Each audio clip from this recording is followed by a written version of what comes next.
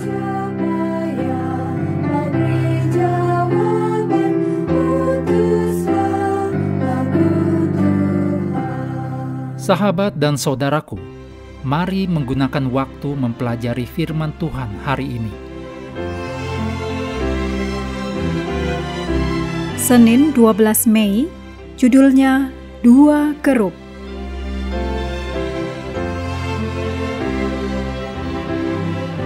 Kita mulai dengan doa singkat yang didasarkan dari Yohanes 17 ayat 3. Inilah hidup yang kekal itu, yaitu bahwa mereka mengenal Engkau, satu-satunya Allah yang benar, dan mengenal Yesus Kristus yang telah Engkau utus. Amin.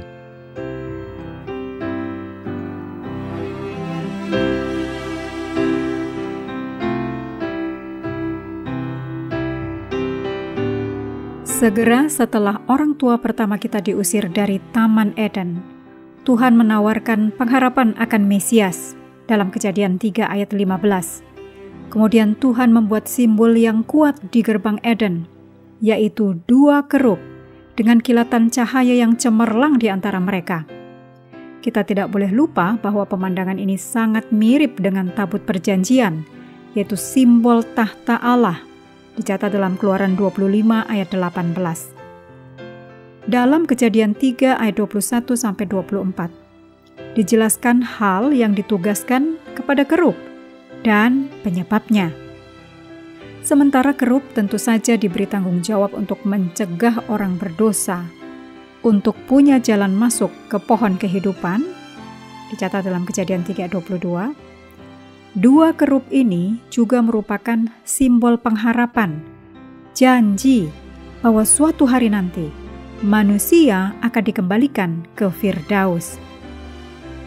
Berikut ini kutipan dari Ellen G. White, Alfa dan Omega Jilid 1 halaman 60. Taman Eden tetap berada di atas bumi ini lama setelah manusia terbuang dari jalan-jalannya yang penuh kesukaan itu.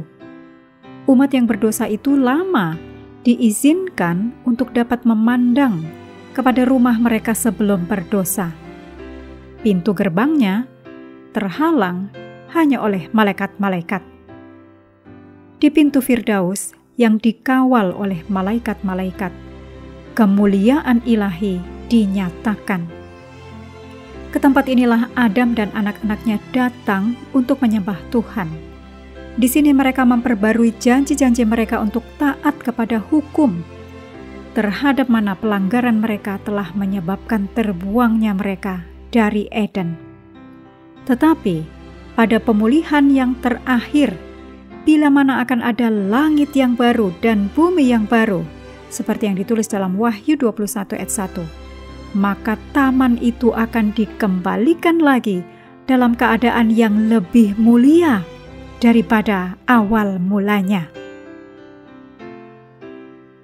Kata-kata dalam Kejadian 3 ayat 24 juga menarik.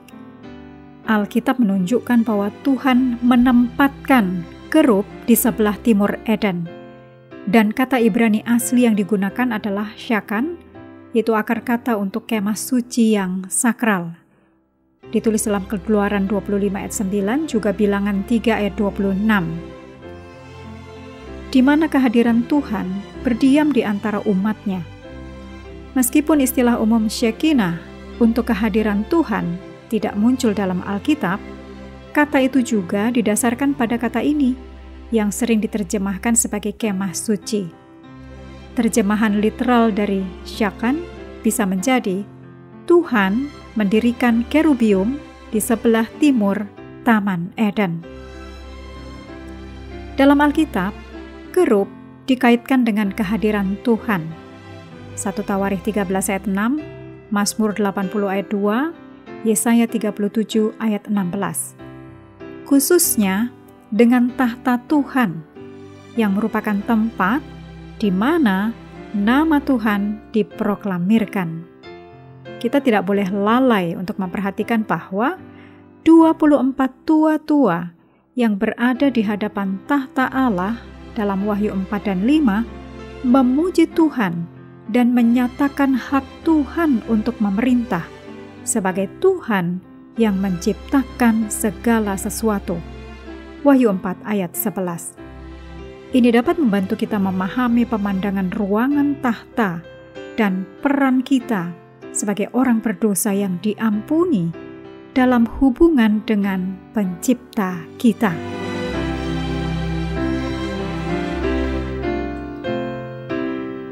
Mengakhiri pelajaran hari ini, mari kembali ke ayat inti Yesaya 6 ayat 8. Lalu aku mendengar suara Tuhan berkata, "Siapakah yang akan kuutus, dan siapakah yang mau pergi untuk aku?" Maka sahutku, "Ini aku, utuslah aku." Sahabat juga perlu melengkapi waktu untuk bersekutu dengan Tuhan setiap hari. Dengan bacaan Alkitab sedunia, percayalah kepada nabi-nabinya yang melanjutkan dari Kejadian pasal 26. Tuhan memberkati kita semua.